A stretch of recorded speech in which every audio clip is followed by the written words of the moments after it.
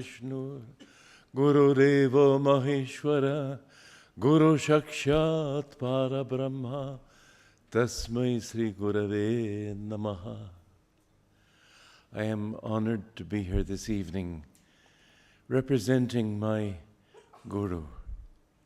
I have no other purpose in life, and yet I know that the particular function that he has given me to play is not a small one. Jesus Christ needed his St. Paul. His close disciples who were with him had been brought up as fishermen, as people in the simple culture they lived in.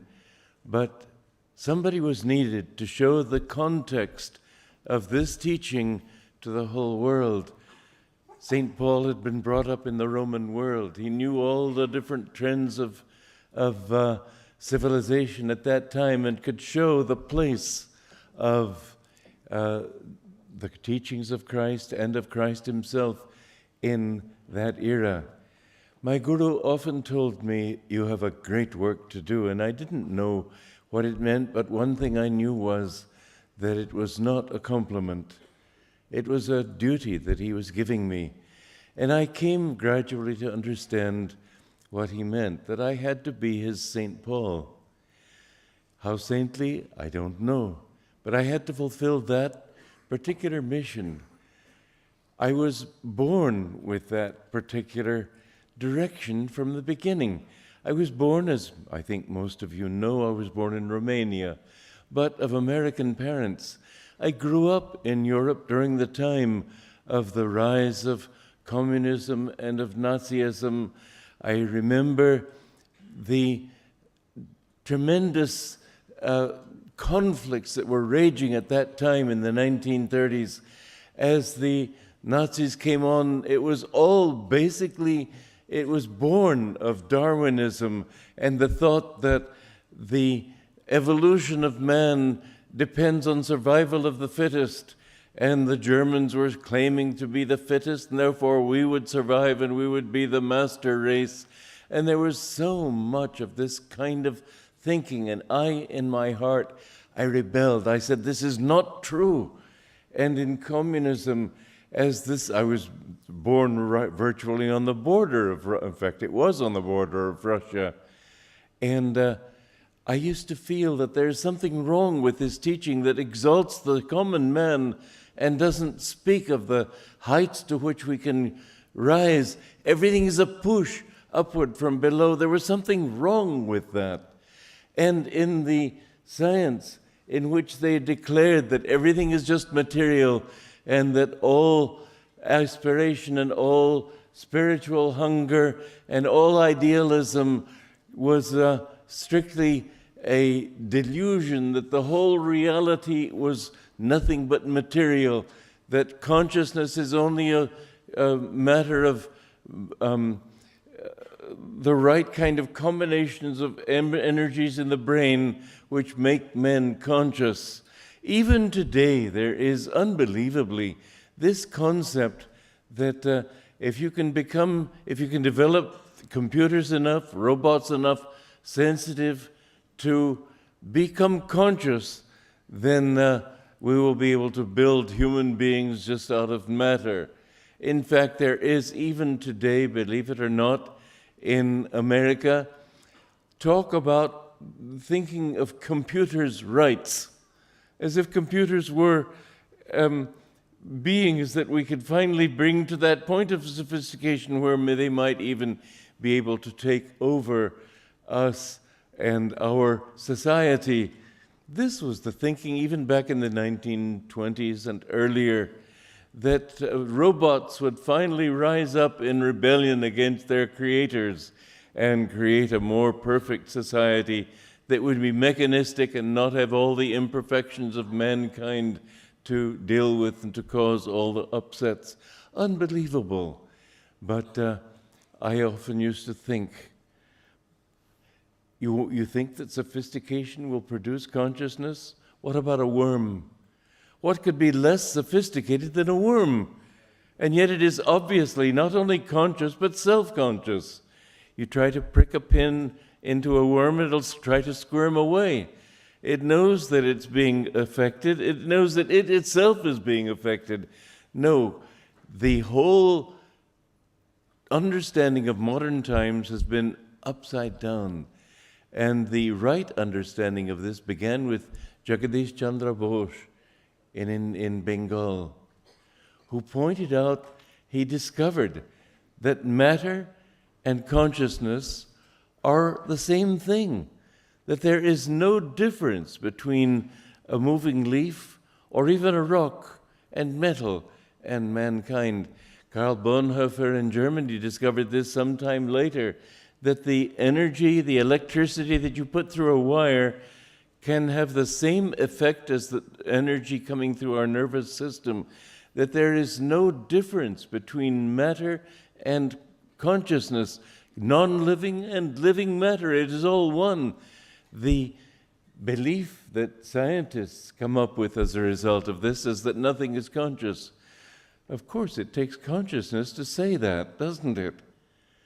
The other possibility, and it's an obvious one, but people have not thought of it, but I did explain this in a book of mine, Out of the Labyrinth, that therefore either nothing is conscious or everything is conscious. This is what Jagadish Chandra Bose proved, not just claimed philosophically, proved in his laboratory, that everything is alive. This is the ancient teaching of Vedanta. It's the ancient teaching of yoga. And it is fitting that India, the most ancient of all continuing cultures in the world, should have preserved this truth for mankind. What England brought to India in the way of scientific knowledge and so on, India is now bringing back to the West. But you all have been westernized, and you don't perhaps understand the very great depths of this culture in which you live. As I said, I was born in Romania, and I grew up. I was educated in Switzerland, in England. I learned before I was even an adult 4 languages, which I could speak fluently. And from then on, I had to learn other languages, Italian, German, I knew German, Romanian, French, Spanish. I had to learn. Then I came here, and I would have learned Indian languages, Hindi and Bengali. I know them to some extent, but the trouble is that you Indians wouldn't allow me to speak Hindi and Bengali. You would answer me in English. So this has been my problem. I cannot speak Hindi fluently. I can speak it a little bit. Hindi se mera Bangla acha hai. Lekin people just don't let me really talk the language. And yet, I have to say that the oneness of our languages, you know, a Christian missionary one time said to me, "What are you doing in this orange robe?" I said, "What do you mean when you say," he said to me, "What do you mean when you use the word saint?" I said, "I'm referring to the Sanskrit word sant, from which our word has come." All these things, pat, path, same word. Our language comes from Sanskrit. Sanskrit is the mother tongue of the whole world, my guru used to say. And the English did their best to disprove this, but they talked about the Aryan invasion. There was never such an invasion. It all came from here. And the other countries had to, when you go to Africa, you find there's a lot of black magic there. I went to the Cairo Museum, and I discovered there that there was a feeling of black magic there. It seemed as if Egypt, that great and high culture, had fallen on hard times and gotten into black magic. I think there's the karma in the rest of the world that India has not lost because it has preserved. You people think of the saints in the Himalayas as wasting their lives. They are not. They are the bulwark of this country. They are preserving that power. And from that, India has maintained, as it says in the Bible, if 10 righteous men could be found living in that city, it would not be destroyed. Unfortunately, there were not 10 righteous men, and so it had to be destroyed. but karma is a supreme law. Now these things I came upon gradually as a necessity in my searching, because it was my destiny to help to show how this teaching of my Guru was not just a beautiful teaching but narrow. It's cosmic, it's global. And this is what I want to help you to understand tonight, that what I represent tonight is not just the teaching of another Guru. It is that, yes, but it's much, much more. My Guru's Guru, Swami Sri Yukteswar, made a discovery which Indians even yet have not come upon, they have not yet come to understand, but more and more these things are becoming clarified. He said in his book, which he wrote, The Holy Science, in 1894, that we are in a new age. This is not Kali Yuga. This is Dwapara Yuga. He said that there is a mistake that came into the chronicles. Now, when a great master talks like that and makes corrections, he's talking from a high level. If another master speaks of this as Kali Yuga, he's not put his mind to it. He's just accepting the traditions of the times just as much as they accept the language of the times. You know the language isn't perfect, but you use it. So they talk that way. But Sri Yukteswar had the different qualification of being also a great astronomer and astrologer. And he was able to show that the age in which we are living is no longer the Kali Yuga of those times. 500 AD was when the yugas came down to their lowest point, and from then on they have been rising. Kali Yuga is not destined to be 4,000 and 32,000 years. It is much, much shorter. If given the present rate of degeneration which we see around us, and it's inescapable, if that continued for another 430,000 years, I can't think that we would become anything but worms ourselves. But there is something else that you see, that in this age, there's suddenly a whole new view of things. He said that the Kali Yuga began rising into 1,200 years of each Kali Yuga, descending and ascending. He said that the sun goes around our dual, as he spoke of, in such a way as to bring us in these cycles that are 1,200 years Kali Yuga, descending and ascending, not a thing which some people have written, an end of a Kali Yuga and suddenly a golden age of Satya Yuga again. No, everything in nature is cyclic. And so this cycle goes from Kali Yuga to Dwapara to Treta to Satya and back again, up and down, constantly succeeding cycles of time. And in this, he said that the Dwapara began, the first Chandya of it, began in 1700. You see that from then on, the last dying Chandya of Kali Yuga was from 1600 to 1700 AD. And we see in that time that Galileo Galilei and all these other great scientists, Newton and so on, began to come up with the Industrial Revolution that began from that period. There became a whole ferment. And in 1900, Swami Sri Yukteswar walked through the streets of Serampore with a little parade of his disciples, declaring that Dwapara Yuga proper had begun. And people threw stones at him because they said, no, this isn't so. But nonetheless, we have seen since that time changes that are almost unbelievable. You know, back in 1949, the Popular Science Monthly in America, I think it was that magazine, declared that someday computers will weigh as little as 1 ton.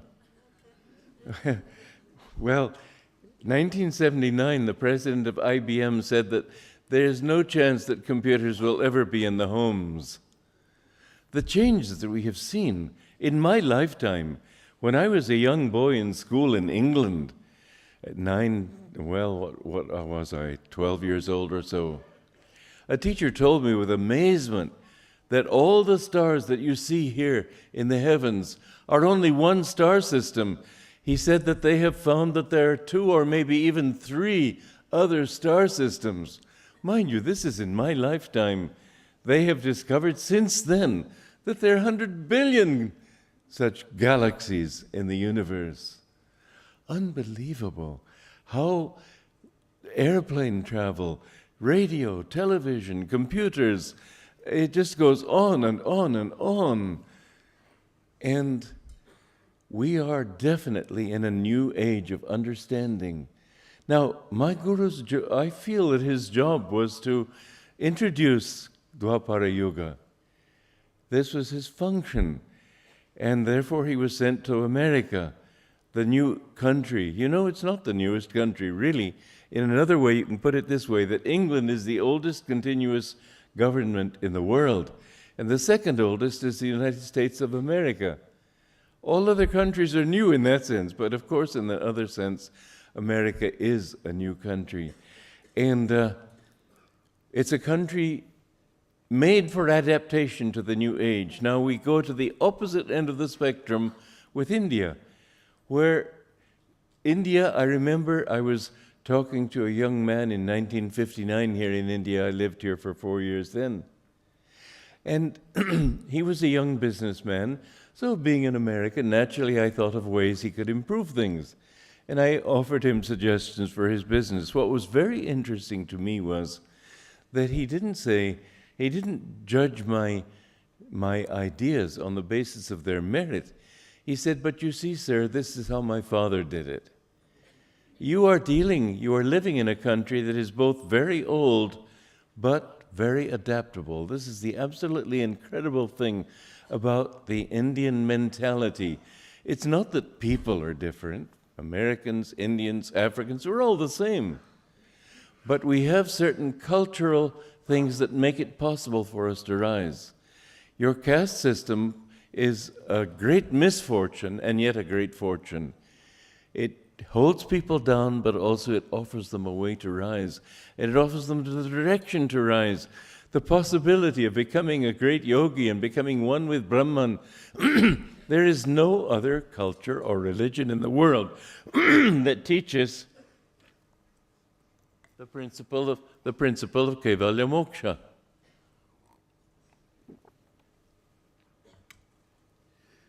This has made it possible for Indians. I was on my way to India when I came here the first time in 1958. I stopped in the islands of Fiji. There were some 300 and something 1,000 Indians living there. And they had all come there as indentured laborers. That means from a low caste. And yet, in the very short time that they had been there, they had gotten educated, they had gotten degrees, there were lawyers, there were doctors. They were coming up very quickly all over the world, wherever I have been. I have seen that Indians rise very quickly in society because there is that in their culture that makes them think in those terms. It's not a question of your being more intelligent, but you are encouraged to use that intelligence. And so as I come back now to India, I realize that computers, you're experts in. Biotechnology is a natural. These are things that you have a polarization here between the old, which is very old and very stifled in its ways. Then you have this new thing. And a computer engineer cannot say, well, how did his father do computers? A scientist cannot say, well, my father was a biochemist. He wasn't. And so you've got this new thing and this ability to come up into this new way of looking at things. And I myself hope very much to help to inspire this kind of thing. We've got an invention that we hope will really work for making very cheap electricity out of solar power. And another one that we have, and it's in cooperation with Indians because they've invented this wonderful dynamo that they can create with wind power that nobody in the world has done so well. And we would like to bring this, not thinking in terms, oh, we can become billionaires, but rather we can serve And it would be wonderful to bring this energy and electricity into all the villages where over in one generation, these villagers, you know, there's a book by an American, he's not, I don't know if he's an American citizen or not, he's an Indian. He was born as a very low caste person. And somehow his family got together, his village got together, they gave him an education, he went to America, he became a billionaire. He discovered laser surgery in eyes, and he's a great man. It's wrong, and it's one of the curses of every civilization has its curses. The caste system, as it's used, has become a curse. And yet, if we can understand that its purpose is to show people how to rise, that a Shudra cannot get the better of people by just beating them up. He can start using his brain and become a Vaishya. And a Vaishya can become more successful not as he just thinks in terms of becoming rich by cunning, but by using his ability to help other people too. And so he becomes a Kshatriya. And the Kshatriya understands that helping other people instead of merely ruling over them is the purpose of a ruler is to serve his people, not to dominate over them. And so he can become a Brahmin, and you can become that in one lifetime. As it says in the Bhagavad Gita, that even the worst of sinners, that would have to be a Shudra, wouldn't it? Quickly comes to me if he steadfastly meditates on me. Everybody has that potential. The beautiful thing about the caste system is that it shows that the direction of energy is this way. If you try to become successful in other ways, you won't make it. But if you go in this way, that the Shudra must learn to use his intelligence. The person who has intelligence should use it to expand his consciousness by serving other people. Somebody who has expanded his consciousness, instead of ruling over them, can serve, and then he can understand gradually the consciousness of a Brahmin, that God is the one doing everything. And so finally you become Triguna Rahitam, beyond all the gunas. This is the goal of life, and this is the wonderful contribution of Indian society, which has yet to be understood by Indians. You still have this belief that the Aryan invasion, which was a complete myth of Westerners, that you still think that's true. It is not true. The civilization, this is the core of civilization in the world. I'm saying this as an American, but I'm not an American. We're all souls who have come into these bodies in one form or another for one purpose or another. My Guru said that nowadays God wants the East and the West, and especially America and India, to unite. And as I look at many Indians today, I see Wall Street brokers and bankers walking in Indian bodies. And as I meet many Americans in America, I see that they're not Americans, they're really Indians in American bodies. I know that I am that myself. But it's needed because we need to bring unity into the world. Now, the one thing that my Guru brought was unity. He brought unity on all levels. And this was a part of my own training before I even came to him. Because I grew up in the Episcopal Church, which is the Anglican Church. And I was baptized in Ploiești in Romania, at our little church there. And I grew up, my mother was very devout, but I began to feel that this is not anything real. There's got to be a truth in this. It can't just be belief. You can believe the world is flat. That doesn't make the world flat. The world is what it is. We must understand what things are and not feel that we have defined our religion because we believe this or believe that. Shraddha must come from a deeper level than just intellect. It has to come from the heart. It has to come from recognition of the soul. And so I first wanted to be a scientist, and I wanted to be an astronomer. And gradually I came to realize that knowing how large the universe is, knowing how things function outwardly, that's not helping me, because it's not giving me what I want as a human being. I want love, I want joy, I want happiness. How large the universe is doesn't have anything to do with this. Rather, it seems to diminish me. And yet, a very interesting thing. Copernicus discovered that the world is not the center of the universe. And then gradually, we've come to the point where we understand that the universe, that consciousness, and this is an ancient teaching in India, that divine consciousness is centered everywhere, circumference nowhere. That God, when He created the universe, didn't create it the way we create statues. He had to go from inside out. At every point of the universe is His center. From that center, He evolves outwardly. He evolves the body from the union of sperm and ovum cells. He evolves little trees from little seeds. Everything comes from a center. And that center, another point to really understand is that the center is not, every atom is the center of the universe, okay, but you can never understand the atom. You have to become that. The only center you will ever understand is your own self. And so from finding that the world is not the center of the universe, we reach the point of understanding that each one of us is the center of the universe. There is no center. It all begins from that little point. And this is where Kriya Yoga comes into the picture, and it is the highest science of all. We have to now understand that religions are one. There's no separation. That science and religion are one. That true religion has to be scientific. And the truest science is that science which helps you to know the highest truth, which is your own self. The highest science is yoga, and the highest science of yoga is Kriya Yoga. Now, how do I make that statement?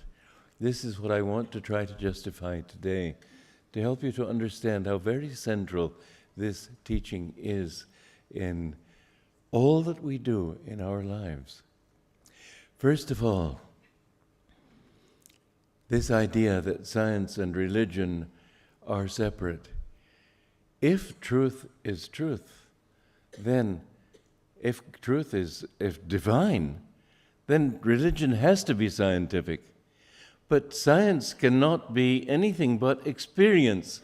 The scientist, the physicist, the chemist, they go on experience, experiment, don't they?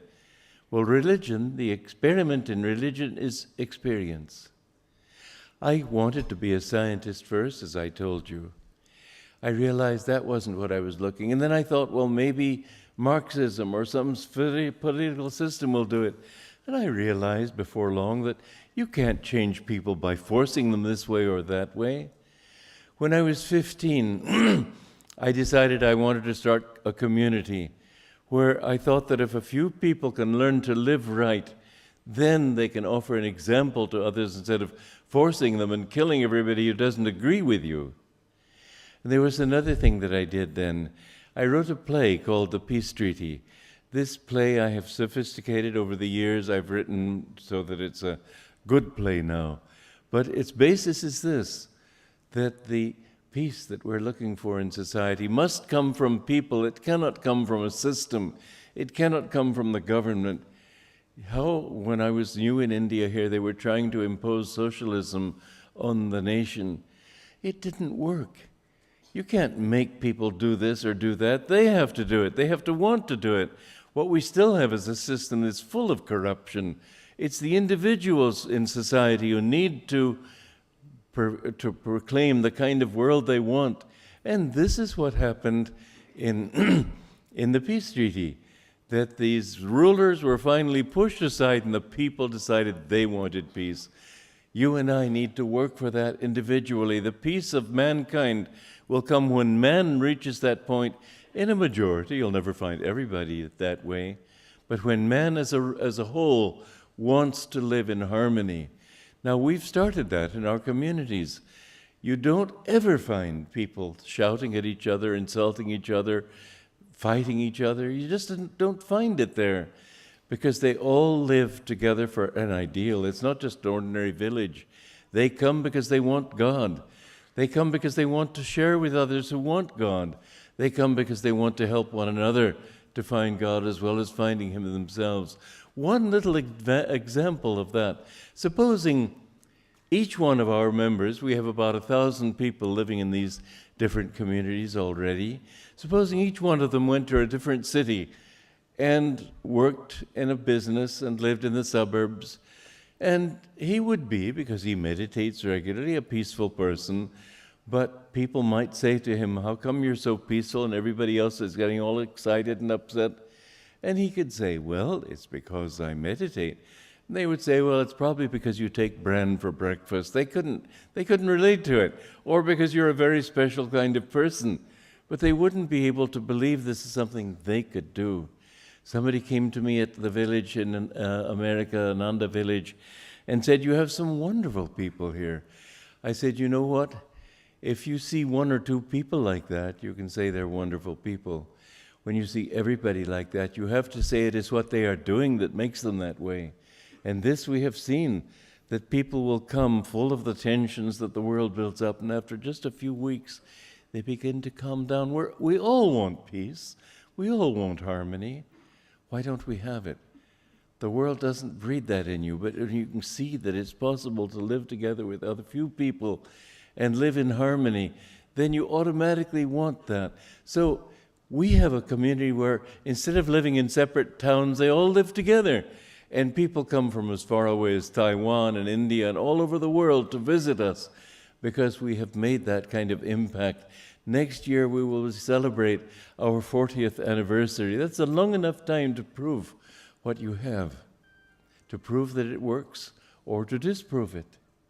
Now, in my seeking, I realize that this culture that we are living in today is in a state of crisis.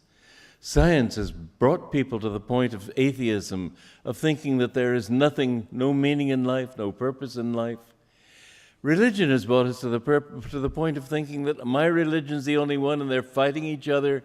And so you have terrorists. They think that people who terrorize others, thinking that they can convert everybody to their way of thinking, once they finally succeeded, if they were able to succeed, they would all be fighting each other. You can't find peace by destroying people. You can find it by being peaceful, not by terrorism. We find too much opposition in the different religions together, each one saying, mine is the only one and mine is the only one. I wrote a book, which is just coming out in India too now, Revelations of Christ proclaimed by Paramahansa Yogananda. And in that book, I show that there is only one religion in the whole world. It is Sanatana Dharma. I don't mean the Sanatana Dharma of Ganesha, of Kali, of Lakshmi, of Vishnu. No, these are names, these are particular things that grow up in a culture. But that Sanatana Dharma, which says that everything was brought into manifestation from consciousness. Consciousness is the only and one abiding reality in the entire universe. And from this consciousness, God evolved everything. Now, another thing, 100 years ago, 200 years ago, it would have been very difficult to say that we are all just His consciousness. Everything looks so real. But now science itself has shown, and this is how these different disciplines are coming together. Science and religion are coming closer and closer together all the time. Science has shown that everything is energy, that matter has no existence. This metal rod here on the microphone seems solid, but it's not. It's all vibration. Now, a question can arise easily in the mind. How can it just be vibration of energy? Science proves it, but here's a little illustration that will help you to understand it. When you have a tuning fork, the tines move back and forth, and it looks as if there's some substance between the two opposite movements. When you have a propeller on an airplane, it looks like a solid dish, doesn't it? And so it is that vibrations, when they're fast enough, they can take on the appearance of solidity. And this universe is a combination of trillions, inconceivable numbers of different vibrations, so that my hand cannot pass through my flesh, so that I can't go through this thing. And yet, of course I could. They say, scientists have proved now, that there is as much space in our bodies as there is, relatively speaking, out in outer space between the stars and the planets. The nearest star takes 4 light years to reach our planet. Its light. 4 light years, traveling at 300,000 kilometers a second. There's an enormous amount of space in this body. If you were to remove that space, you would condense your body to a little point so small that you might not even be able to see it, and yet it would have that same weight. And yet that weight, too, is only an illusion. It isn't a reality. And so science is showing us that we are really made of energy. But there are scientists today, Eddington was one, Sir James Jeans was another, more and more beginning to say it today. Things look suspicious, as if energy may be only consciousness. And so we're veering to that point where my guru taught a system of energization exercises which is very worth learning, because it helps you to energize your body with willpower. He showed that with willpower directed, the greater the will, the greater the flow of energy. And so with this flow of will into your body, you can fill your body with energy. The divine, having first these ideas, willed them outward to take on the form of energy, which then was willed to take on the form of matter. It cannot go further than that, because the consciousness cannot go further than the appearance of total inertia, as you find in the rocks. But indeed, there is no such thing. The rocks themselves are filled with vibrations of energy. And so we see that science is bringing us closer and closer to what religion is all about. Religion is not a question of Jesus Christ lived and he's the only Son of God. How can one man be the only Son, the only creation or conscious, whatever you want to call him, of somebody who could produce 100 billion galaxies? It's too ridiculous for words. Jesus Christ was the Christ, and the Christ is the infinite. You know, it's so interesting that Christ and Krishna are very similar words. They're similar truths also. He was the Christ for this reason. People have said that the Trinity in Hinduism is Brahma, Vishnu, and Shiva. That's not true. Brahma, Vishnu, and Shiva is the Trinity of Om, the Om vibration which manifested everything. Brahma was that manifesting thing, which is a different vibration. When you hear this in meditation, you will hear a higher sound as the vibration of Om creating. Then when it's on a preservative level, it goes like this. It's very much like a motor. You take a motorcycle or a car, when it starts out like that, then when it reaches speed, then it goes. Then when it's time to stop, just the same. You know, it's so wonderful to find these illustrations in our daily lives which we can apply to spiritual truths, because that is what these three vibrations are. But that's only the vibrations of Om. Brahma, Vishnu, and Shiva are not people. They are personifications of the infinite consciousness. And then the true Trinity, comparable to the Father, Son, and Holy Ghost in the Christian Trinity, is Om Tat Sat. God was Brahman, is Brahman. When he decided to manifest the universe, he set a little portion of his consciousness in vibration, and that was the beginning of the creation. And then that Om vibration took on many different manifestations of energy, of matter, of so on. And then within that, because you cannot have something separate from God that's different from God, within each vibration in the universe, there is a calm reflection of the Brahman beyond it. So Sat is the infinite Brahman. Om is the universe, the vibrational, conscious Divine Mother, you might say. And then Tat is the Kutastha Chaitanya, that consciousness of unmoving consciousness which pervades the entire universe. And this, when you achieve the state of Samadhi, this is the state you go into.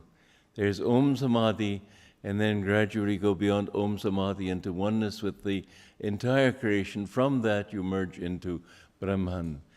Now, these truths must be understood correctly, because there cannot be another religion than this. The purpose of religion is to take you closer to God, and how can God be some old man with a long white beard?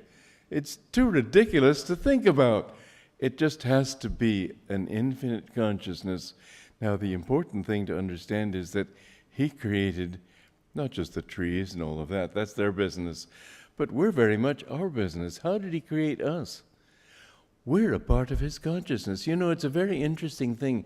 I went through all this evolution of modern seeking through arts, I thought the arts of this 20th century, and of course even today, they're so full of nonsense. There's meaningless everywhere, meaninglessness.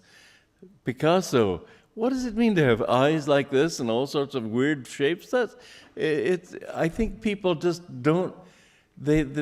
Our culture has lost its bearing. It's lost its rudder. It's a ship without a rudder. And we need to bring back into the world a new culture, a new civilization. This is what my Guru brought. He showed how on all levels these eternal truths apply, that art should be to inspire people. And what inspires them, because it helps them to know where they should go and what they should do to find what they themselves want. Shankaracharya explained this beautifully. He said that the purpose of life is Satchitananda. This is the nature of the universe. Before my Guru came to America, he wrote a book called The Science of Religion. I have re-edited it, but because it was edited by a disciple of his who was very intellectual, but it didn't have the warmth of my Guru's vibration in it. And so I redid it, and I've called it God is for Everyone. And he showed in this book, which I've merely clarified, he showed that there's one thing that all people are seeking. You can call it two things in this sense. Everybody in the world is trying to escape pain and to find joy. And this is true for every creature, but we do it more consciously. We have this ego that is more developed in man than it is in the elephant or the dog. And with this ego, each one of us thinks, I'm separate from you. Each one of us is trying to develop his own self. Each one of us wants his own self-importance. Each one of us wants power or fulfillment or something. And the trouble with man is, Darwin had it all wrong too. He was only talking about the outward forms. James Crow, an American psychologist, wrote years ago, has man evolved more in producing a brain than the elephant has evolved in producing a trunk? It's a laughable thing if you think about it, but it's not laughable in Darwinian terms, because what's the difference? A brain, so it thinks. So a trunk, it can grab leaves off a tree. But what Darwin didn't understand is that evolution really is that little consciousness gradually trying to express itself. And so it comes up, as it says in the Shastras, God sleeps in the minerals, He dreams in the plants. In the animals, he begins to wake up. In man, he knows he's awake, but then he has to become a Superman by understanding what it is to be awake. And so the whole secret of evolution is the search of consciousness to find its way out. I wrote in that same book that I mentioned, Out of the Labyrinth, how it's certainly true what Darwin says, you can't argue with it, but it's superficial because it's all mechanistic. Now you take a leopard born, let us say, in a desert, and all the animals before it were without spots and could blend into the tawny sand and so not be seen. But suddenly you find a quirk, and an animal like that is found with spots. And so he will have less ability to survive because its prey will be able to see that there's an animal there in the sand. Well, for heaven's sake, it overlooks the simple fact that the leopard has enough intelligence to know that it should approach its prey from downwind, for example. It has intelligence, quite a lot of intelligence for for what it is. Why would not an animal with spots seek out a jungle instead of the desert? A jungle where it wouldn't be seen. I mean, this is elemental. You see that animals have that level of intelligence. I remember when I was in Bucharest, my brother went out. I was 9, he was probably 7 at the time.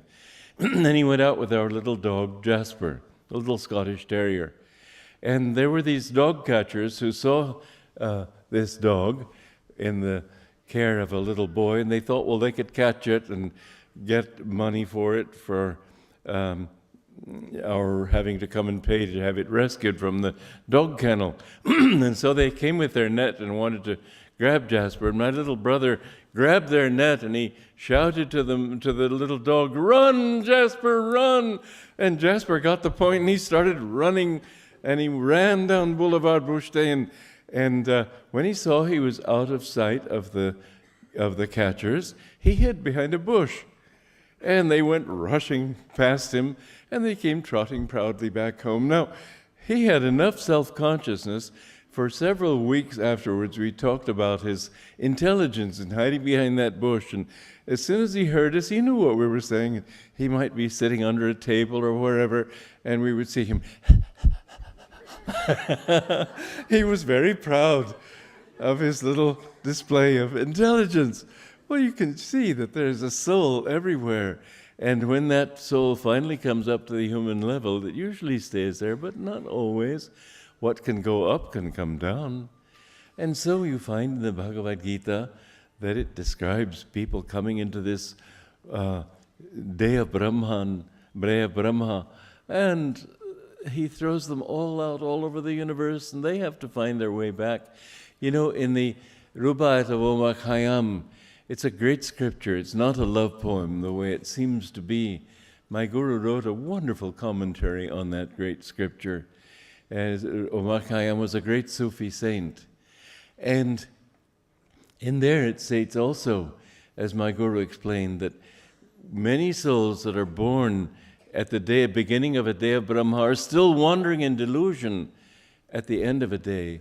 You have to ask yourself, how long have you been going in this Maya? Have you been going for days of Brahma? Yes, probably you have. It's a scary thought. I said to my guru one time, because somebody had a vision of being with him 80,000 years ago, I said, "Sir, have I been your disciple for thousands of years?" He said, "It's been a long time. That's all I will say." It has been a long time. Do you know, that same disciple said to Master one time, "Sir, I don't think I have very good karma." My guru replied like this, he said, "Remember this, it takes very, very, very good karma even to want to know God." People wander so many different ways. Oh, this face didn't please me, maybe that one will. This person didn't please me, maybe that one will. This job didn't do it, maybe that one will. This country didn't do it, maybe that one will. And so they go on and on and on. If I look at all your faces, it isn't genes that produce those faces. This is all the fallacy of modern science, that everything is materialistic and mechanistic. No, consciousness decided it all.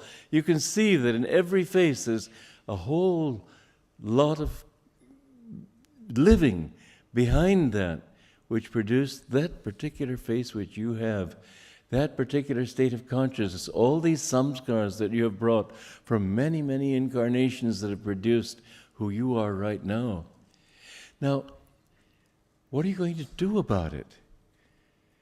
You are not who you think you are. If divine consciousness is center everywhere, circumference nowhere, so what's with you? You've got a circumference. That circumference is your self-definition. You think, I'm a man, I'm a woman, I'm an Indian, I'm an American, I'm a Frenchman, whatever it might be. I'm old, I'm young, I'm this, I'm that. And all the baggage of self-definition that you have acquired over countless incarnations, they're all written in your face. I had to be on a television program a few months ago, and I looked at all the people there, and I thought, these are all my old friends. They looked familiar to me. You look familiar to me. We've all known each other in the past. Buddha said something quite frightening in a sense when he said, why should we love everybody? Because everybody in the world has at one time or another been close to us. That means we've been going for a long, long time, doesn't it? And yet, And yet, if we could just get out of it, and it looks like an impossible thing. It's like a lake covered with ice. Thousands of people on that lake could not break through that ice. They could walk on it. But there's one thing you can do. Wherever you are standing, you can drill through the ice and get down into that water underneath. This is the goal of sadhana. This is the goal of spiritual progress and spiritual effort. That when you can drill down deep into yourself, and this is where Kriya Yoga comes into the picture, where yoga comes into the picture, when you can go beyond your little thought that I'm doing it, and we need to do this in daily life too. I remember years ago, I went up to another upper part in our village in America, and I looked at the lights of the different homes there, and I thought, years ago there was no light here, and now there's light. I did this. Then I thought, do I like that thought? I said, no, I don't like that thought. It's so limiting. He did it. And I felt so free. Oh, I don't have to claim the responsibility of doing it. I don't have to worry about whether it works or doesn't work. He did it. You find that if you can really let him be the doer, and if everything you do, that there is many things happen as a result of that. You find it's like a sounding board in an instrument. You heard the guitar being played. If there had only been the strings, if there had been no board behind it, you wouldn't have heard them. But because that wood was there, it amplified it. So the infinite consciousness is like a sounding board. It is beneath all that you do and all your thoughts, and if you tune into that, then you will suddenly see that there is power in what you do, that you have the power to change things, you have the power to help people. When I was in Charleston, I was about to tell you that story. I went out for a long walk. I had been rejecting religion because I thought that it didn't show me. I didn't see anybody in religion who seemed to have anything I wanted. They didn't have peace of mind, they were petty-minded, and they didn't have wisdom, they didn't have love. And I thought, what is the use of it? I had wanted to be an artist, and I was with a stage group learning the art of stagecraft because I wanted to be a playwright. And I realized I don't know truth. Why should I inflict my ignorance on other people? And I saw all these people in the theater world, and they were so false. They were always acting parts that they weren't. I thought, there's got to be something more to life than this. Scientists don't have it. Politicians don't have it. Artists don't have it. Religion doesn't have it. What does have it? And I took this long walk out into the countryside. And I said, what if there's a God, what is that God? What can he possibly be? And I realized that he has to be consciousness, because without that consciousness I couldn't be asking this question. And if I am a part of that, if I am conscious, I have to be a part of that consciousness. And if I'm a part of that consciousness, then my duty in life is to try to be more in tune with that consciousness. That the closer I come to that infinite consciousness, the more I can accomplish in my life and in the world even. And the more out of tune I am, for instance, if I drink, or if I am selfish, or if I don't think about other people, the less in tune I am with it. And therefore the goal of life is to find how to attune ourselves to that infinite consciousness. This thinking, which you grew up with, was so completely foreign to anything I had ever studied or read or known. It absolutely staggered me. I remember coming back, I was living with 4 other young men, and I just couldn't talk to them, and they were all laughing at me. I was so solemn, but I just felt this is something very important. And I decided I would give my life to seeking that truth. And I thought to become a hermit. Well, if I had just become a hermit not knowing anything, it would have been a disaster. But by divine grace, and I want you to see this as an example of how God does intervene in our lives if we seriously are seeking him. I didn't know anything about dharma, yoga, guru, karma. I didn't know anything of this philosophy. But my father, if I had come upon it when my father and mother were there, it probably would have been very difficult for me to make that break. But my father was shipped to Egypt, where he was given the job of being in charge of an exploration for oil there. And my mother was to join him, and we helped pack up everything, and I put her on the ship. The very day that I put her on that ship, I went uptown New York, I went into a bookstore, I found Autobiography of a Yogi. This book completely changed my life. I read it with tears and laughter of joy, tears of even greater joy. I had been willing to give up everything in the hope of finding a little peace of mind. And I found that the purpose of it all, the goal of life is an incredible bliss, such joy beyond imagination. I took the next bus across the country, 4 days and 4 nights. And when I met my guru, I was an arrogant young American, thought I knew everything, although I knew I didn't know anything, and I was desperate to know something. I knew I needed help. The first words I addressed to him were, "I want to be your disciple." And he accepted me right then. This was in 1948. I lived with him for 3.5 years. And he saw that I had all this education. He saw that I had all this background. He saw that I had the ability to explain to people how very important his teachings are in a global way, not just in the little way that you can go to your room and meditate and find God, but how we can uplift all of society with this teaching. This is the purpose in my life. He told me that I had books to write, and I said to him, "But sir, haven't you written everything that's needed?" He looked a little shocked. He said, "Don't say that. Much more is needed." I was the only one of his disciples who understood this because I'd had that background. I can't say they understood less because they were less. They didn't have that education. They didn't have that background. But he gave, I used to feel it's their good karma that they can meditate, but I had this need to get out and bring this teaching to people, and he endorsed that need, and he said again and again, "You have a great work to do." And I've seen what he meant by that. Writing these books, I have tried to show in these books how that these teachings can help you to get a better education, be more successful in business, do everything that you need to do. From a godly life, you can accomplish everything better in this world. And because man thinks, well, God's all right where he is, but I've got to do this first, man doesn't succeed. And yet, it's so simple. When I was in a hospital 2 or 3 years ago, I had double pneumonia, and I was unconscious practically.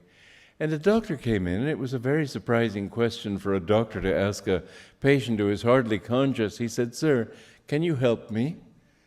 I thought, well, I'll try. He said, "I have a son in college in Canada, and I have all these worldly responsibilities, and I have to make ends meet. How can I help make ends meet and be completely dharmic?"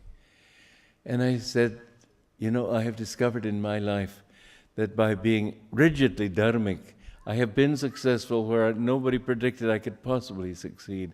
Well, I could have gone on in this vein with great enthusiasm, but the truth is I didn't have any enthusiasm. I was practically unconscious.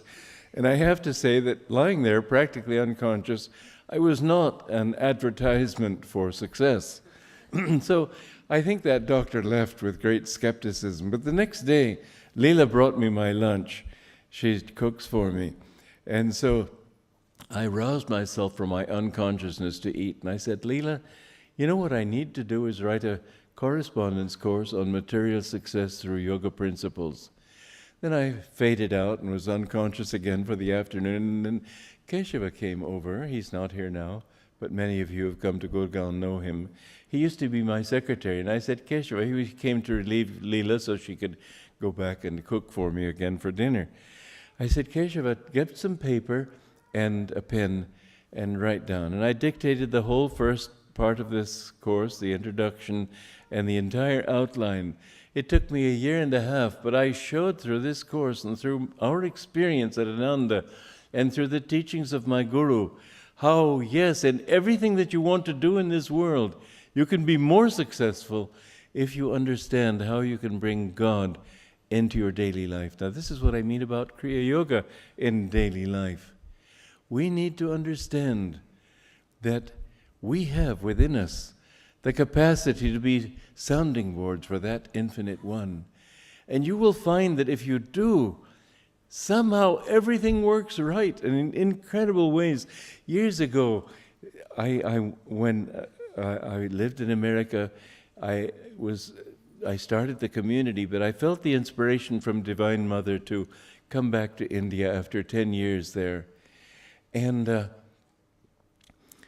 people gave me money, and I had some money saved up from classes, and I had about $2,000. I thought that would take me to India and suffice for me to stay a little while and then come back. But just 2 weeks before I was to take this journey, my car broke down. I was coming into San Francisco, and it threw a rod or whatever the word is. I really don't know enough about cars to explain these things. And I realized that this old clunker had to be sold, and I had to get another car. But I thought, well, what did I do? If I get a new car, I can't go to India. And yet, if I do go to India and come back, I need a car. I live up there in the mountains where having a car is an essential thing. And so I didn't know where to go. There were no temples to go to, no churches to go to. I sat with a few friends in a restaurant, and you can't really get much chanting and meditation done in a restaurant. But I finally said, well, Divine Mother, I can't get any clear answer from you, but I have to put it to you this way, that if you still want me to go to India, my common sense tells me I need a car. If you still want me to go, you will have to reimburse me. I just put it to her that way. And so I put down $1,100 on a new used car, but a decent car. And this was Friday night. Monday morning, the following Monday, I got a letter in the mail from somebody I did not know. He said that I want you to use this check as Divine Mother wants you to. Now, in America, who talks of God as Divine Mother? Nobody. But this letter said, use it as Divine Mother wants you to. It was a check for $1,000. So I was able to come to India. And here in India, I was in Delhi and I was going to Calcutta. And there was a Dr. Mishra I had been wanting very much to see again. He'd gone back to India. He was a friend of mine. He'd been studying in UC Davis. And I didn't have his address. And the one regret that I had in coming to Calcutta was that this friend of mine who lived in Bhubaneswar, I didn't know how to reach him. And I thought, I'm so close and I can't go see him. What a pity. So anyway, I landed at Dum Dum Airport, and the people who were going to come and meet me were not there. It turned out that they had been delayed by traffic and they couldn't come. But you know what happens when you're in an airport and you don't find the people there that you want to meet, and you don't know where to go and you don't know what to do? You go rushing to a telephone. Well, I was just thinking, I'm here in Divine Mother's hands. So I said, Divine Mother, what do you want? Just like that, with complete confidence. She'd take care of it. I didn't worry about it. Just in that moment, somebody stopped in front of me. He said, what is your good name? And I told him, Swami Kriyananda. He said, oh, I thought you must be he. I have been seeing your photographs in an album of a friend of mine, a Dr. Mishra, and I've been longing to meet you. And I said, well, I want to meet him. Can you give me his address? He said, no need to. I came to Calcutta. I just landed right now with the express purpose of going to see him. He's visiting Calcutta, and I will take you to him. So this thing I have seen again and again. You've seen these wonderful miracles in Autobiography of a Yogi, and you think, well, maybe for a great master, but we can do it. If we live for God, He takes care of us. We need to get rid of that bundle of self-definitions that surrounds us and dig down into where we are, go into deep meditation, and bring that consciousness into outward life so that you don't have meditation here and business there. The owner of the mall in which we have a shop in Gurgaon said that business is one side, God is the other. They have nothing to do with each other. That is wrong. God is everywhere. God is in everything. And if we live in Him, we can do everything better. You know, I didn't study music. Well, I did study for a semester, but I never went to class and never did any assignments, and I was absolutely fed up with college, so I cannot give that as an example. The only thing I remember learning in that course was that the bass should go in the opposite direction from the treble when possible, and you shouldn't have parallel fifths. Well, that's not much. But when the thought came to me that I can express this teaching in music, suddenly music came to me. And I have found again and again that I have to know very clearly what I want. I can't just say, God, give me a melody. But if I know what I want, then I say, God, give me a melody that says this. It comes immediately. And I've seen this again and again. We had in Palo Alto, in Menlo Park, there was a bookstore there, and Virginia Sharpman was the owner. And I used to go there. They had good metaphysical books. It was called East West. And I went in one day, and she said to me, I'm getting old. I'm 75 years old now, and I would like to sell this, and I see what you've done with your life, and I would like to sell it to Ananda. Would you like to buy it? And that was a big expense. We didn't have any money. We sort of somehow keeping our chins above the water, but that's about it. And yet I paused for a second, and I felt yes, and I said, yes, we will. Well, that yes, we will was a small thing to say, but the fact of doing it was something else. We needed $45,000 in a matter of 2 weeks, and I didn't know where it would come from. But somebody sent us $36,000, somebody else gave us more. Everything, when you do it with God, it works. I want you to know this, because I've seen this happen hundreds of times. And if you live with Him, you will see that He does take care of you. Now here's coming back to the cosmic view that I wanted to give to you. In fact, this is a point that I cannot make, but my guru stated as a fact. He said they will never find a missing link. Man was a special creation. Now, I can't take it further than that because I can't make it scientific. But it's amazing how many things Sri Yukteswar said have been proved true, things that they didn't know at that time. In those days, they thought the sun was the center of the universe. He said, no. In those days, they thought that matter is solid. He said, no, it's energy. Only with 10 years later, 11 years later, they found that matter is energy, that light is the reality, that the sun is not the center of the universe. Many things that he said have been proved true already in this little bit of time that has elapsed since he wrote that book, The Holy Science. But some things have not yet been found. They have not yet been found what he said, that the real explanation for the yugas is the precession of the equinoxes. Scientists insist that it's the tilt of the earth. He said, no, that's not it. It's the movement of the sun around its dual. Walter Crittenden has written a book on the lost star, he calls it, in which he shows to his satisfaction that we do have a dual and where it is. And another thing that Sri Yukteswar said that science has not yet proved is that we have a dual and that we rotate around it. But the scientists, not very many years ago, were beginning to question, do we have a dual? There's an awful lot science doesn't know. In fact, in my book, The Revelations of Christ, I make the statement that all that science has really been able to do is rummage in the cosmic pantry looking for something to nibble on.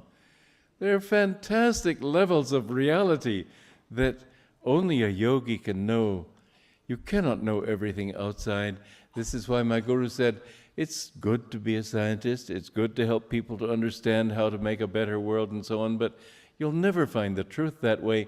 If you go to a palace, once you get to know the owner of the palace, the king of that palace, he can take you around the ground and show you everything. But until then, you can look at all this and you still won't know the king and you won't know what the palace is. My guru, just a few months before I came to him, had a cosmic vision in which he was taken by Divine Mother all over the universe. And he was laughing. He said, now I know how you've done it all. But this is, only a great yogi can know how it all happens. A great yogi can manifest universes. This is something that in the causal world, people have that power. We're living in a world that's altogether different from what we see with our senses. But our senses, scientists now are able to give us only a small part of the whole spectrum. Only a yogi, by becoming the atom, can understand everything there is to know about the atom. So the real science, we need to understand that religion and science are not different. If we can get religion out of this silly box of thinking that we believe this and believe that, and understanding that the purpose of religion is to know truth, and that that truth cannot be different from the truth of science. It has to be one. The greatest scientists in the world are all yogis, because they can make things happen no scientist could make happen. They understand things that can never be understood on that level. But with the spine, here's an interesting thing, that energy in the spine, once the body of an animal, our animal, is so clarified that it can understand that that energy can be brought up in the spine, then you can attain enlightenment. You know, in the Mahabharata, it's a very interesting thing. It's not a great story. I mean, yes, it's a great story, but it's not only a story. It's a great allegory. And many things in that allegory are quite different from what they seem to be. For example, you know the story of how Arjuna comes back with Draupadi and says that he has won her, and his mother doesn't know what it is yet, and she says, as a mother would say in such circumstances, whatever it is, you must share it with your brothers. Well, to share your wife with your brothers is not quite the norm in India. They have polyandry in Tibet, but they don't have it in India. And here we have Draupadi had to marry all 5 of the Pandavas. It seems like a very strange story, but it's not a story, it's an allegory. The Pandavas stand for the 5 chakras. This is why Kunti is the mother of the 3 chakras from here, here, and here, the upper chakras. And the Sahadeva and Nakula are twin brothers, but the mother is different. And Sahadeva is the lowest one, Nakula is the second one. All these things are symbolic. Draupadi is the Kundalini. And so you see, Draupadi has to marry all 5 of the brothers. Draupadi has to unite with each of the chakras in order to ascend. These are all, take Bhishma. Bhishma is a wonderful example. He stands for the ego. And so it is that Bhishma has this power not to die until he agrees to die. He agrees to give up his life, his body. Now the meaning of that is the ego is the only thing that it has to give itself up. You have to reach that point where you say, I am willing to surrender myself into the infinite. Nobody can do that for you. You have to do it. Why do you need a guru? Well, you don't need a guru until you want God. But yes, when you want God, you need a guru. And so, why? Because the ego, well, my guru told me, gave me an example. He said that there was a man who was being bothered by a demon. And so the man took a Vedic mantra and cast it on some powder to throw on the demon, because this was supposed to get rid of the demon. And when he did so, the demon left. He said, before you could say your mantra, I myself got into that powder, so how could you affect me? What this means is that the very ego with which we would try to dispel our delusions is already deluded. It already has that disease. It can't get rid of its own disease. You've got to tune your consciousness. It isn't a matter of a guru teaching you. Many gurus are monis. They don't say anything. But in attunement with him, it says in the Bible, as many as received him, to them gave he power to become the sons of God. As many as received him. This doesn't mean, yes, I believe in you. No. Received him into your consciousness. This is what I had discovered with my guru. By attuning my consciousness with his, I found that there were levels of understanding that I could have that I never could get on my own. That he helped me to understand how to get out of this delusion and that delusion. Attunement with him helped me to change my consciousness. It isn't that I become one with him in the sense of I become like him. This is a fascinating fact, as you'll know from Autobiography of a Yogi. Sri Yukteswar was a jnana yogi and very sort of dry in his mathematical perceptions. My guru was very much of a bhakta. And yet he found that in attuning himself with Sri Yukteswar, he developed in bhakti.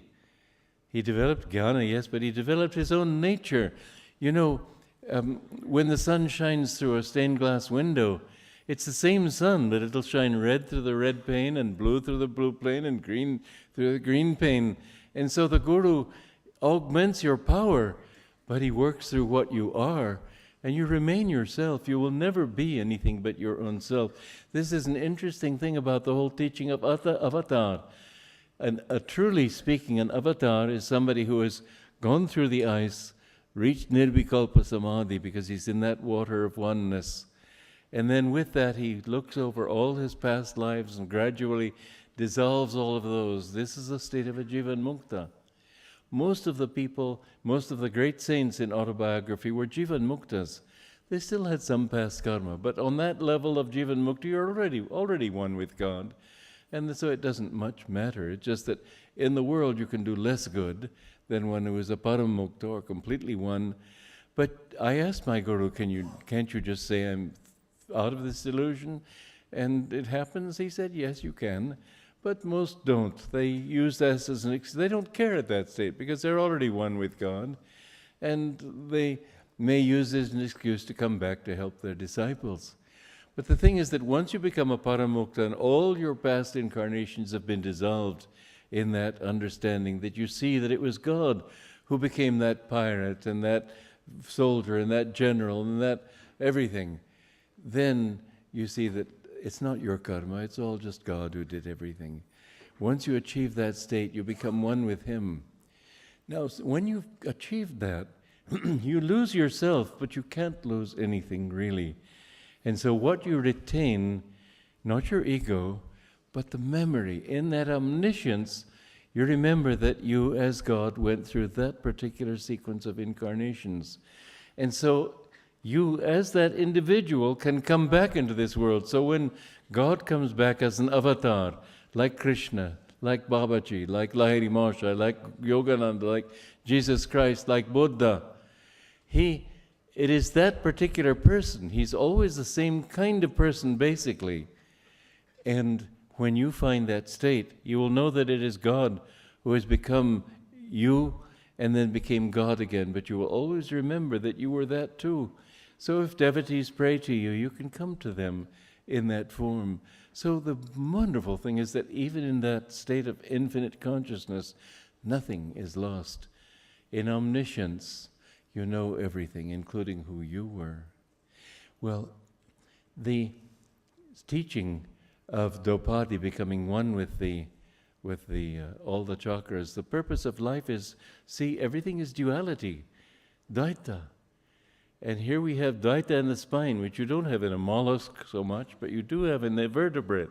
From the lower, it has to come up and unite here. And once you become one in yourself, once you understand that your ego is only that, you know everything. That's the amazing thing, that having found the secret of one atom, you know the truth of everything.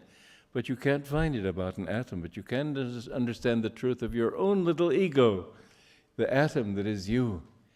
And this atom, you can go down, you can go up, you can do all. We've made so many mistakes, but sooner or later the time has to come when you say, I've done enough.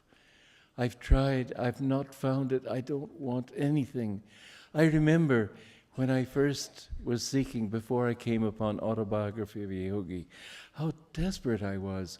I saw that there's so many ways in which one can fail, one can fall, one can make mistakes. I realized I needed help. I couldn't do it on my own, but I didn't know whom to go to. When I read Autobiography of a Yogi and came to him, and he accepted me that same day. And I have to say that this is my 60th year of discipleship. I have never had a moment's doubt that he was my guru and that I needed him. Any good that I have been able to do, I have done only because I've sincerely tried to be his channel. And how successfully I've done it, I don't know. But I do understand this, that I have this particular background, education, training, mental quality, whatever it is, that tries to unite all these different things. And so I'm able to see that his teaching does it for us. that in his teaching, that's why I've often called him the Guru of Dwapara Yuga, because in that teaching there is a union of religions, a union of science and religion, a union of the different cultures. I've traveled in so many countries, and I see that people are people. Sometimes they have one accent, sometimes another. Basically, they're all people, and so I find wherever I go, I am at home, because I'm at home in myself. You Indians and we Americans, it's all just a dream. You might be an American in your next life, and Americans could be Indians. It happens so many times. I went to the book of Brigu one time, and it told me that in one life I was in the time of Kurukshetra. And then, this is my 8th life since then. He said that I'd lived for many centuries in the astral world. And as a child, I always felt that world was more real than this world. But how many lives we go? And finally, we have to reach that point where we must surrender ourselves to the Guru, and he offers us up to God. He doesn't want anything from us. His only purpose is to help us to understand who we are. Now, the thing is that you find this unity in all creatures, but particularly in vertebrae. You know, in a fish, if you eat fish, you see those 2 little strands that go down the spine? Those are the ira and the pingala of a fish. We all have this, but man has the capacity to understand. Man has the capacity to bring all this together and to magnetize those 2 things.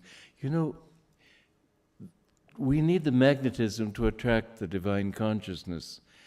We are like a bar magnet. A bar magnet can be magnetized in 2 ways. One is put it next to a magnet, and the influence of that magnet will magnetize it. So being next to a guru, that means in your consciousness, because it doesn't mean a physical thing. By being in tune with him, he magnetizes you. There's another way you can magnetize a bar of metal, and that is by sending an electric force through it. All the molecules in that metal have to be sent. They all have their own magnetism. They have to be redirected so they all go in the same direction, and then the metal has magnetism. Well, our molecules are our samskars. And the Guru, attunement with the Guru, gradually moves all those samskars in an up and down direction. So does this yoga, Kriya Yoga, which brings the energy into the spine and magnetizes the spine, first in the Ida and the Pingala and then in the Sushumna. Yoga is a fantastic science, and Kriya Yoga is the most central of all yogas, more central than bhakti, karma, jnana, etc., because these are bypaths. They depend on temperament. But finally, you have to reach that stage of stillness within. This is the path of Raja Yoga and of Kriya Yoga. Kriya Yoga has another thing, and that is the more you practice Kriya, the more you understand that everything that you do in this world is a reflection of you. You get that magnetism in yourself, and you discover that whenever I find something beautiful, I was in Puri one time many, many years ago, and a sadhu there he was 132 years old, so you can figure he had something. But he said to me that you should not enjoy a beautiful sunset. I thought, what a dry way. My Guru taught differently. He said, yes, enjoy everything, but with the joy of God. Let God enjoy it through you. When you offer your food up before you eat, offer it to give to God. You're not giving it away. You still have to eat it. Isn't that right? What you really should be doing is share it with God, so you feel him working, eating through you, eating with you. Everything you do, feel that God is right there with you. Don't talk to him as if he were third person, he or she. Say, you are with me. Talk to him as I and you. You will find that in this case, when you feel joy in this world, it isn't that thing that is joyful, it's something in you that responds, isn't it? When you feel happy, this is something everybody knows, there's an uplifting energy. When you feel sad, there's a downward flowing energy. This is true. All human beings are wiser than they know. We know that we want things that make us uplifted, so we have words like that. In every language, probably, I know 9 languages, and I imagine all of them When you feel good, you say, I feel high, I feel uplifted, I feel like flying, I feel all sorts of words. But if you feel unhappy, you feel downcast, you feel depressed, you feel heavy, all these things indicating a downward energy. Kriya Yoga helps you to uplift that energy. And so that when you see something that you enjoy, you see it's here that you're feeling that joy. And so you take it inside and offer it up to God. Kriya Yoga in daily life means that understanding that everything you enjoy in life, everything is an upward movement. And there's another thing. What about the unenjoyment, the sorrow, the unhappiness? You'll notice that every time you try to do something and then fail, there's a sort of a depression. You go into yourself. Well, this is what the downward movement in Sushumna does, in the Pingala does. You go into yourself. But because you think that what you were looking for was outside, you just sort of get back, get your strength together, and come out all over again. What Kriya Yoga helps you to do is to understand that when the energy comes down, you want to go into yourself. And so with Kriya Yoga, going up and down, gradually come to the point where the Kundalini can rise in the spine and unite itself with the Sahasrara finally. This is the goal of all religion. Religion has nothing to do with outward forms. These are ideals that you worship. But the ideal is how to change yourself. The goal of it all is inside. Organizations are not the way to go. There's a story in Italy about some women who were together, and one woman said, well, my son is a priest, and everybody who addresses him says father. And the next woman said, well, my son is a bishop, and everybody calls him your excellency. And the third one said, well, my son is a cardinal, and everybody greets him and says, your grace. And one woman said, well, my son is the pope, and when people meet him, they say, your holiness. So the fifth woman was sort of out of it. She says, well, my son is very big and very tall and very massive, and every time people see him, they say, oh my God. The reality we're looking for is not outward. You're not more holy because you have a better position. This is what Lahiri Maharaj taught. Being a householder or a sannyasi is not very important. The important thing is, who are you in your heart? Change your life and you can change thousands. But above all, change your life and you can find God. And what my Guru came to show us is a way of life that unites everything. It's an incredible teaching. And if you read my books, all of them have this one purpose. Now I'm going to sit down here. Would you bring me my chair here, please? Because actually, for some reason, I guess it's my old age, I'm 81 years old, but my shoulders begin to hurt when I stand too long. So now I can lean them. Great. Got it. And so, when you understand that everything that you are looking for is inside yourself, it does not mean what so many sadhus have talked. You know, I think that part of the trouble in India has been that being invaded by Muslims, being invaded by Christians, being invaded by all these different people, there's come a certain negativity in the approach to religion. Neti, neti, not this, not that. But you know, the ancient Vedas were very positive, and they turned all of life into a holy experience. We must understand that nothing is not spiritual if you do it in the right spirit, if you do it for God. My Guru made a very interesting statement in his autobiography, and later editions changed this, but I have to tell you, it's in the original one. He said that living in the divine way in the world, fulfilling your worldly responsibilities, that means grihastha and everything, is indeed the higher path, higher than sannyas, provided you can live in this world without attachment. Well, that proviso is a very big one. Very few people can have somebody that close to them and not get personal. And so, to be a householder and a true yogi is more difficult, yes. But the important thing is not whether you are a householder or a yogi the important thing is to be a yogi, not whether you're a sannyasi or householder. I'm a sannyasi because honestly I just don't see any point in not being, but I don't want to impose that on you because I know that the important thing is wherever you are, wherever God places you in your life, if you live in that thought that nothing belongs to me, it is all His, then you can find God. And in this life too, through Kriya Yoga, you can magnetize your spine and lift your consciousness and find that everything you do is a part of God. You can go through that ice. If you can reach that state of Jivan Mukta, you should be able to do this in this life. You know, there was one woman whom Yogananda met. She was in her 80s, and she had been an atheist all her life. But when she met him, she was completely transformed, and she became very, very sincere spiritually. He said that in the remaining years of her life, and at 80 you don't have that many years left, she attained salvation. You can attain it. You must work for it, however. Don't waste your lives with bridge parties and tea parties and this party and that party. Don't waste your life thinking that I've got everything I want because I won the lottery. You won't have anything. Nothing is worthwhile until you have understood that there is only that one truth, Satchidananda. You are that. And your goal in life is to know that the bliss that you are seeking is the bliss of your own nature. There is nothing else. What the great masters have taught, they've all taught the same thing. It's as if you were on a planet, and the goal of life on that planet were to go to the equator.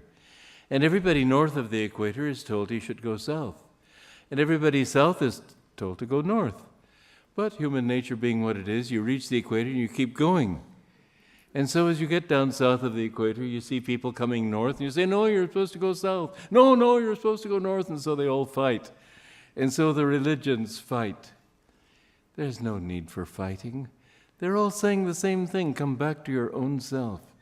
But if people have gone too far this way, then they have to be brought this way. If they've gone too far this way, they've got to be brought back that way. But every true master is one with that same truth and teaches that same truth. It does not mean that all religions are equally the same and equally true. I have to say that too. There are false religions as well as true religions.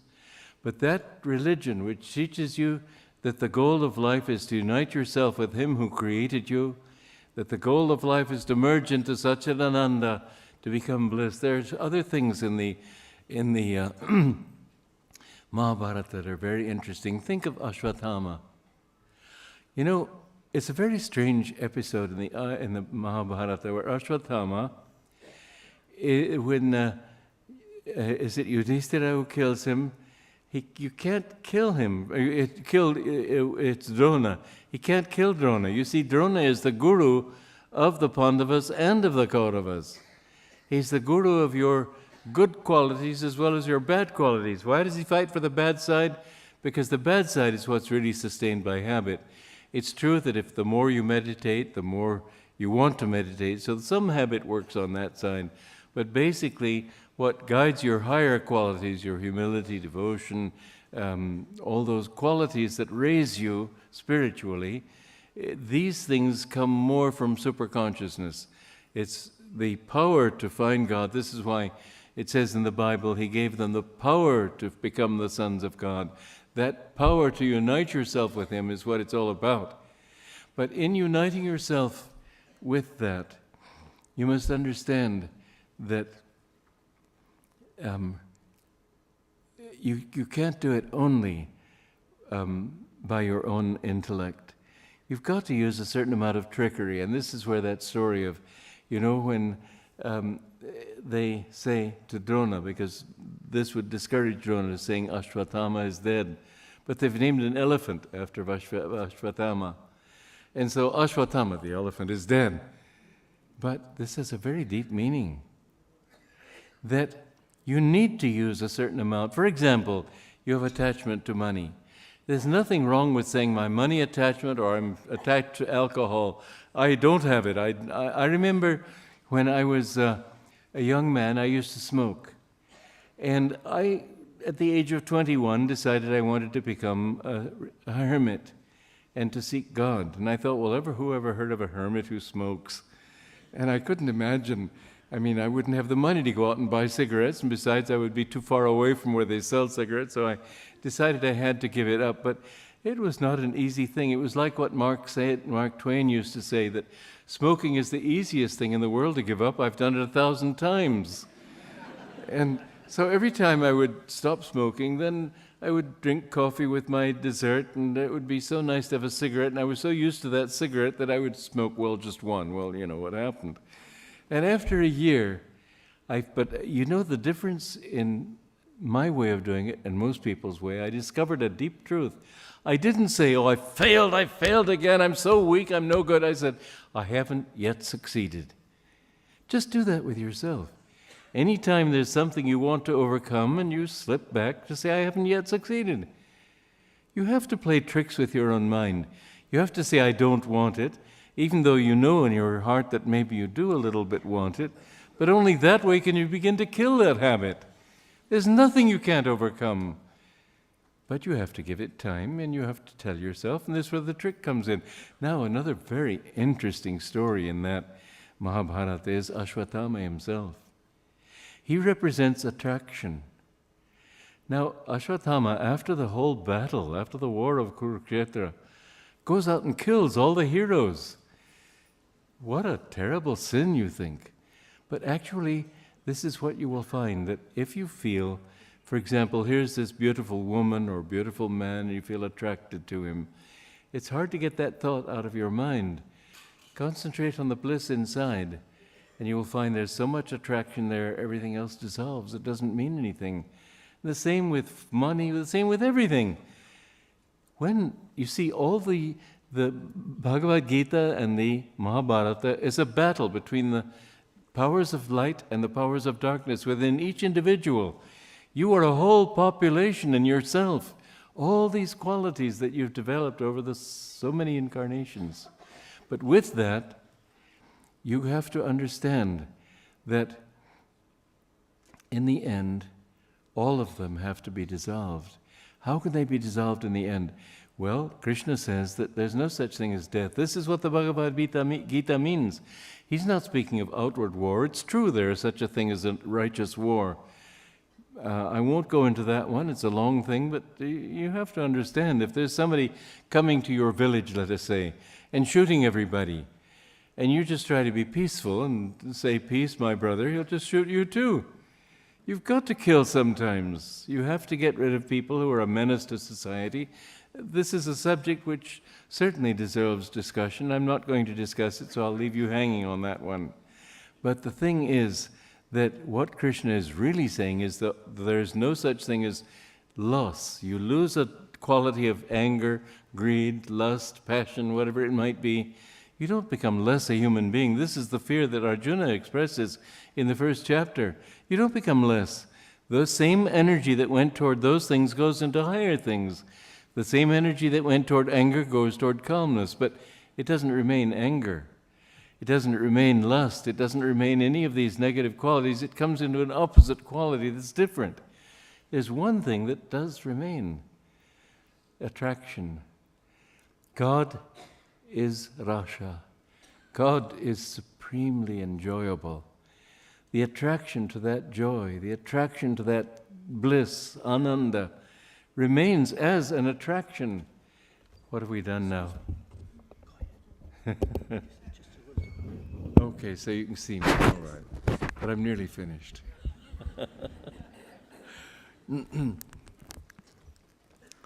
When you can, instead of seeing something that draws you and think, oh, beautiful, oh, lovely, I want it, instead of thinking that, just feel this bliss inside. Master used to say that you don't have to overcome things, you have to find something to replace them with. Somebody who loves stale cheese, give him good cheese and he'll not like that cheese. So you feel the attraction of this ananda and love and bliss in yourself. And then these things dissolve, they don't mean anything. So Ashwatthama is cursed to remain immortal, but it's no curse. What it really means is that that same quality of attraction remains You become supremely attracted to bliss. And he kills all those other qualities, because those qualities mean I am being humble, I am being kind, I am being serviceful, I am being all these good qualities. That's still Satyaguna. You have to go beyond Satyaguna. You have to go Triguna Rahitam, beyond everything. And so when you can find that supreme bliss, all these things, you don't have to be. Somebody said to my guru once, how humble you are. He said, how can there be humility when there is no consciousness of self? You in that state, there's nothing that remains, just that one, Satchidananda. And these great masters who come back into this world again and again, as Krishna says in chapter 4 of the Gita, I incarnate myself again and again in this world to bring virtue up and to punish crime and to help people realize what life is really all about. We need constant reminders, because people debauch their own religion. And what the great masters teach, they finally bring it down and down to a level where it's really not that different from everything else. They have to keep coming to tell us again and again, the goal of life is to know yourself, and that self is God. You are God. You are no different from Krishna and Jesus Christ and Buddha and all those great masters. You are that. But you have created all this baggage of self-definition. You have to destroy that. That's why in your daily life, too, you should try to tell yourself that I don't want anything. When people praise me, I don't want to accept it. I remember I met a woman after a big public function, and we were talking for a while, and then I asked her name, and she told me, and she asked me, what was your name? And I told her, Swami Kriyananda. She said, oh, Swami Kriyananda, but you're famous. I said, well, maybe, but why this but? And she said, well, every other famous person I've met seemed somehow important. I thought that was the best compliment I've ever had. I don't want to be important. I'm not important. None of us is important. We're all very important, however, not in ourselves, but as children of that one God. You are a child as much as Krishna ever was. You have to realize that's who you are. Kriya Yoga can help you to understand that. And you must bring that teaching into your daily life by making it a practice to think you, share with everything you do. Don't just give your food to God. Say, God, be with me while I eat. I share it with you. When you're working, feel that I'm working with you. When you're, making love, feel you're doing it with Him. Everything that you do, feel that you share it with Him, and you will find that there is bliss in everything. And finally, what you will find also is that bit by bit, you no longer care about these things, because He's so Rasha. He's everything you want. And the more, it's neti until finally you find that everything is a part of Him. You are a part of Him. You are all that you ever sought. There's a wonderful story about the musk deer, who at a certain season in the year, it secretes in a pouch in its navel the fragrance of musk, and it runs wildly looking everywhere. Where can the source of this fragrance be? And sometimes it dashes itself off high crags to its death, and the hunter comes and takes that pouch and sells it for a costly spice in the market. And the poet said, "O musk deer, if only you had understood that that fragrance you are seeking was inside yourself. You cannot find joy in anything except to the extent that you are capable of receiving it and enjoying it here. All your joy is in you, not outside. All your understanding is in you, not outside." Kriya Yoga helps you to develop that consciousness where you don't lose the ability to enjoy with people, to be a friend to people, to tell a good joke. My master could laugh till the tears ran down his cheeks. Yet you looked into his eyes. They were calm. There was no ego there. You understood. I remember one time I was at a function at Bar Mitzvah. It's a Jewish ceremony, sort of like to welcome young boys into adulthood and the responsibilities of that. And I'm not a Jew, but I did Hatha Yoga, and so they had me come and demonstrate Hatha Yoga. And afterwards, this It was in Beverly Hills, and the people there are all very intellectual, very arrogant, very materialistic. And this intellectual psychiatrist was trying to grill me as to how I could have such a stupid belief as what I have. And I tried to convince him, and he couldn't understand. He just thought it was all crazy. So I started trying to tell him about a few miracles I had observed in my life. And I could see that in his mind he was thinking, maybe I can see this patient at 10 a.m. next Wednesday. I saw it wasn't getting anywhere.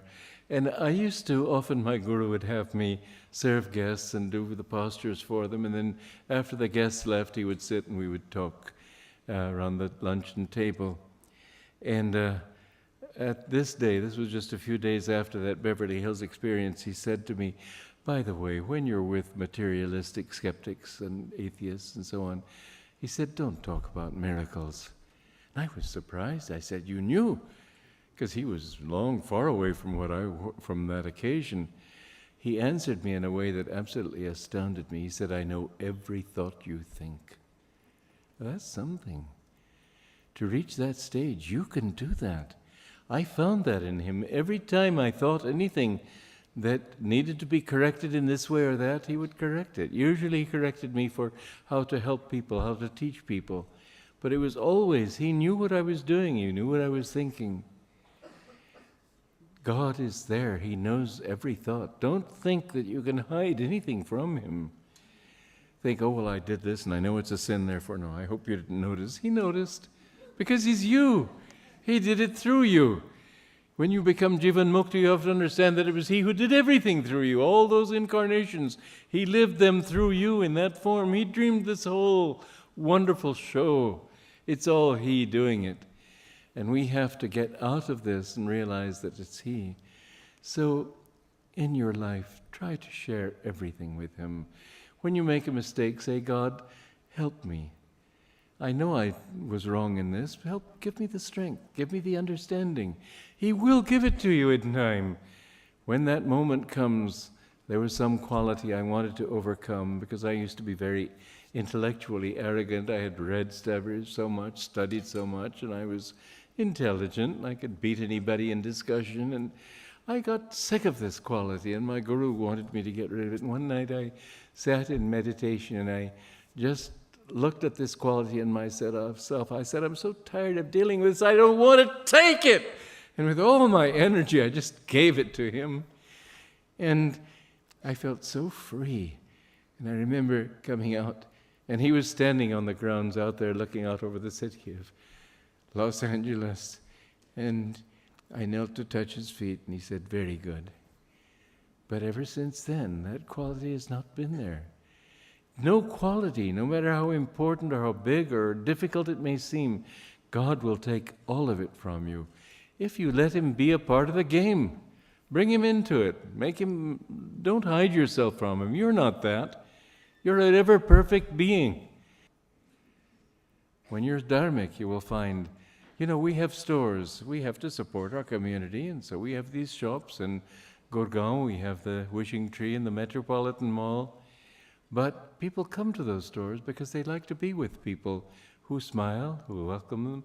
There was a woman in Taormina in Sicily. I went to her shop when I was down there on vacation. And I wanted to buy a hat. I needed one. I said, well, which kind of hat do your customers like? She said, I don't care. They just come and take it and pay me. That's all I think about is their money. I said, here you are, 8 hours a day or whatever, thinking of your customers as just money bags? Wouldn't it be much nicer if you could think of them as your friends? Wouldn't you be more happy if you treated them all friendly? So she didn't say anything, and I left. I didn't buy a hat.